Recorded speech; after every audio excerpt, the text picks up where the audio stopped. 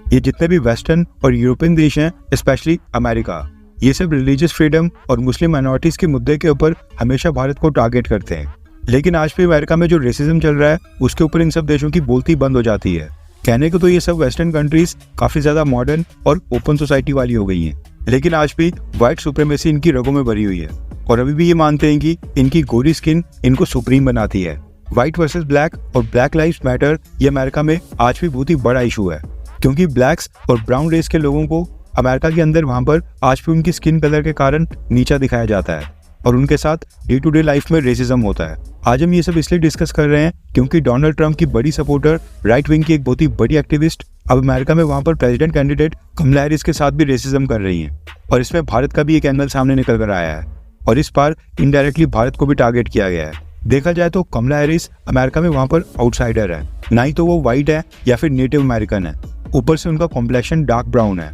और उनका बैकग्राउंड भारत से है, जिसको अमेरिका में अभी भी एक पिछड़ा देश माना जाता है। ऊपर से कमला हैरिस अपने कैंपेन में अपने भारत के लिंक्स और भारत की संस्कृति के बारे में खुलकर बात कर रही हैं। कुछ दिन पहले उन्होंने अपने नाना नानी और माँ के साथ खींचा गया एक बचपन का फोटो स्टेटमेंट के साथ शेयर किया था। इसके अलावा आपको याद होगा जब अमेरिका में डेमोक्रेटिक पार्टी का कन्वेंशन हुआ था जिसमें कमला हैरिस को डेमोक्रेटिक पार्टी का कैंडिडेट चुना गया था, उसके तीसरे दिन की शुरुआत भी कमला हैरिस ने वहां पर एक हिंदू पंडित की स्पीच के साथ करवाई थी। पंडित ने स्टेज के ऊपर आकर सबसे पहले संस्कृत भाषा में श्लोक पढ़े थे, उसके बाद फिर एक एक्स प्रेसिडेंट और अमेरिका के सीनियर लीडर्स ने अपनी स्पीच जाहिर की थी। कहने का मतलब है कि कमला हैरिस ओपनली ये शो कर रही है कि उनके ऊपर भारतीय और हिंदू संस्कृति का काफी ज्यादा प्रभाव है और वो भारत में बिताए अपने बचपन के दिनों को आज भी याद करती हैं। भारत का नाम यूएस के प्रेसिडेंट इलेक्शंस में बार बार आ रहा है, इसलिए Donald Trump supporter right wing की एक बहुत ही बड़ी एक्टिविस्ट लॉरा लूमर ने कमला हैरिस के ऊपर अब एक रेसिस्ट रिमार्क किया है और करी को लेकर कमला हैरिस का मजाक बनाया है।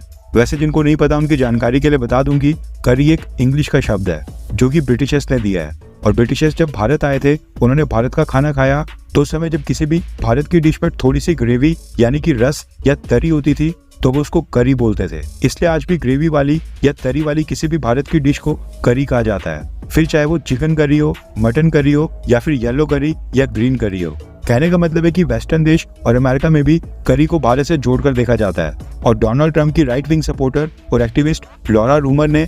इसी भारत की करी को लेकर कमला हैरिस के ऊपर एक रेसिस्ट टिप्पणी की है। लॉरा लूमर ने कहा है कि अगर कमला हैरिस प्रेसिडेंट पद का चुनाव जीतकर अमेरिका की प्रेसिडेंट बन जाती हैं तो व्हाइट हाउस, जो कि यूएस प्रेसिडेंट का एक ऑफिशियल रेजिडेंस और ऑफिशियल ऑफिस दोनों ही होता है, वहां पर हमेशा ही करी की स्मेल आती रहेगी। यानी कमला हैरिस भारतीय मूल की हैं तो व्हाइट हाउस पे करी बनती रहेगी और उसकी स्मेल पूरे व्हाइट हाउस में फैलेगी। लॉरा लूमर की इस रेसिस्ट रिमार्क के बाद अमेरिका में रिपब्लिकन्स का काफी विरोध हो रहा है और उसके कारण अब डोनाल्ड ट्रंप की भी काफी आलोचना हो रही है। लेकिन इस पूरी कंट्रोवर्सी और रेसिस्ट रिमार्क के बाद लॉरा लूमर ने कहा है कि वो इसके लिए कमला हैरिस से कभी भी माफी नहीं मांगेंगी, जिसके बाद अब लॉरा लूमर के इस रिमार्क से भारतीय मूल के अमेरिकन भी काफी भड़क गए हैं। कहने का मतलब है कि अमेरिका के लीडर्स भारत को सिखाते हैं कि भारत में रिलीजियस फ्रीडम कैसे सुनिश्चित करनी है, हमें रेसिज्म को कैसे खत्म करना है या फिर मुस्लिम माइनॉरिटीज के अधिकारों को भारत में कैसे सुरक्षित रखना है, उनके साथ भेदभाव को कैसे खत्म करना है। लेकिन सच्चाई ये है कि खुद अमेरिका में आज की डेट में रेसिज्म वहां पर बहुत ही बड़े पैमाने पर हो रहा है। व्हाइट्स को लगता है कि वो सुप्रीम रेस है